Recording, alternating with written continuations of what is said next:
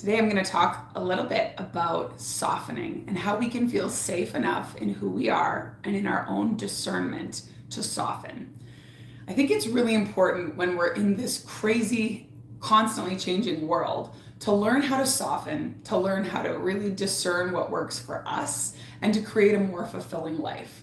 I think that the way we change the world is by shining from within and being the type of leaders that people feel safe enough to come around, to follow, to really be influenced by. I think this is sort of the actual influencer that the world needs right now. And I want to talk today about how you can feel safe enough to soften and to become that leader that is strong yet soft.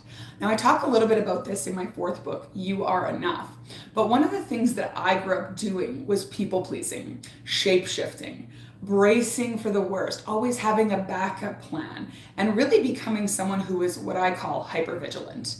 This is where you're always on, you're always prepared, you're always ready for what other people might need from you. And it gets to the point where you're constantly having to have your back up against the wall or your shoulders up, bracing for what's coming. I always joke that my mom used to say, of course things worked out, husband. It's because I had 37 backup plans. And I grew up with that lineage lesson where it's like, if you're just prepared enough, if you're just planning enough, if you're just in that right headspace of bracing enough, then everything will be okay. Even if things go wrong, you'll be prepared so it won't hurt as much. And I think we do this to protect ourselves. It's also why we people please. We shift into that state of wanting people to like us, wanting to belong and to feel seen and heard and validated. And in doing so, we harden. We tend to close up our hearts. We tend to block out the people that could actually maybe be a support for us. Raise your hand if you've done that before. Keeping them at arm's length, pushing them away, telling them I'm fine, no thanks, I've got it. There's all these expressions that we say when we're coming from that place of like in control and bracing and hardened protective shell. So one of the things that I like to teach is when you can soften, you can really open up to that support. And in having that support, you can be strong, you can feel courageous, you can push outside your comfort zone. I'm experiencing this on a personal level where I know that I have these people who love me in my corner. And so I can go out and push outside of my comfort zone. And even if I come up against haters or problems or issues or loss, which we all do, that's the human journey, even coming across life's challenges, I feel supported. And this is when you're being your authentic, beautiful self, you can welcome in those people who could be quality relationships, mutually beneficial relationships that you could learn to ask for help. But it is learning to ask for help because most of us were raised to figure it out ourselves, come up with the backup plan, hold the fort. For me, it was don't be an inconvenience to anybody. Can you relate? Don't be an inconvenience. Be what they need from you. Don't push yourself to the point where you're now bothering them. And I really had to heal that. So one of the things that I want to do today is get a little bit of love to that inner child version of you. I love doing inner child healing because I do feel like all of us are walking around at that traumatized level of our inner child. I think you see this with emotionally immature people. They're just still traumatized from things they went through in the past. They can't get over that hurt or that loss or that trauma in their life. And when we send some love to those traumatized versions of ourselves, we open up the heart space.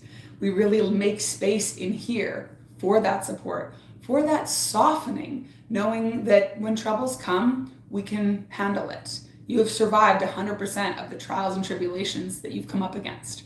So if you will, let's rub our hands together and place them on our heart and really take a deep breath. And we're going to welcome in beautiful divine light, sparkly healing love. We're just going to take a minute to be here now. Part of creating discernment and the clarity to know what fulfills you is tuning in and taking a minute to think about decisions and to think about what's on your to-do list and whether it really is life-sustaining, bringing you love, bringing you joy, bringing you satisfaction. So just breathing, we're going to picture beautiful sparkling light filling up our lungs and moving out into all of our cells, flooding this beautiful body with grace, really calming the energies. And I want you to picture a time in your life where you felt hurt or inconvenient, or like your feelings didn't matter, or like your sensitivity was too much. I want you to picture this event as though you're watching it on a movie. Watching it on this movie screen, seeing the characters, the people involved, just noticing how hurt you were and how heavy that energy feels. Maybe you feel it in your physical body now.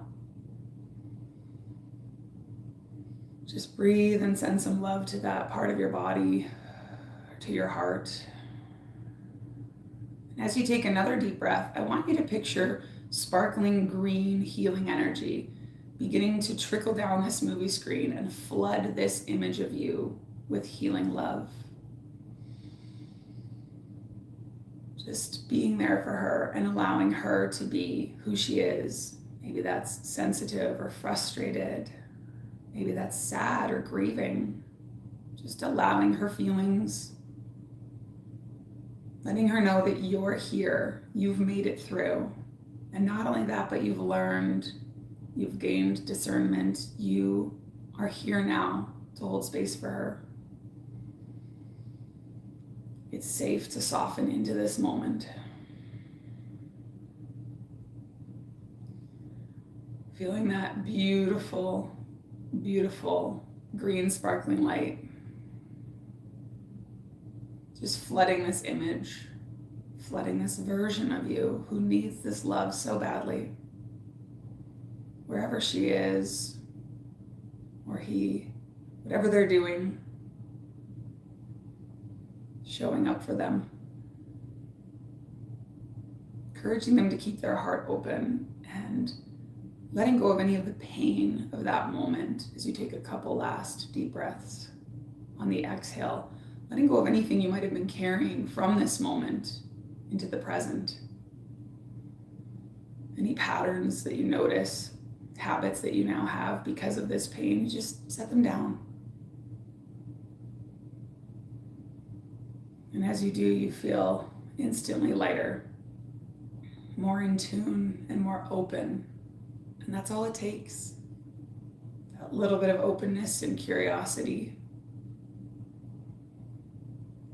Breathing deeply and sending that love out to any other version of you that felt that same way, belittled, like they had to brace or harden or be vigilant. Just sending green, sparkling love in all directions of time and space. Out and out and out. Knowing that you're loved by the divine, by your ancestors, these beautiful ethereal angels that surround you now, and just by yourself. Loving every version of you because you are here. You've made it through. You can do hard things, and you don't have to do it with your heart closed off.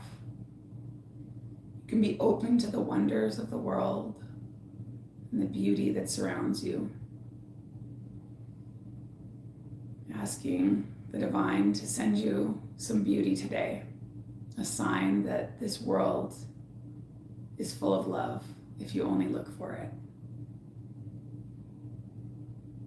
Sending up gratitude and bringing that energy back to your heart, wiggling your fingers and your toes and starting to bring that energy back to your body, to the present time and space. When you're ready, just opening your eyes.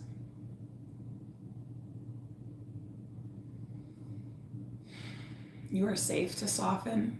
You are safe to go out into the world with an open heart, with curiosity, with a determination to be tuned in to what fills you up, knowing that you'll create win-win situations as you do that. I'm sending you so much love. Thanks for joining me. For those of you on the live today, thank you for watching the replay. Till next time.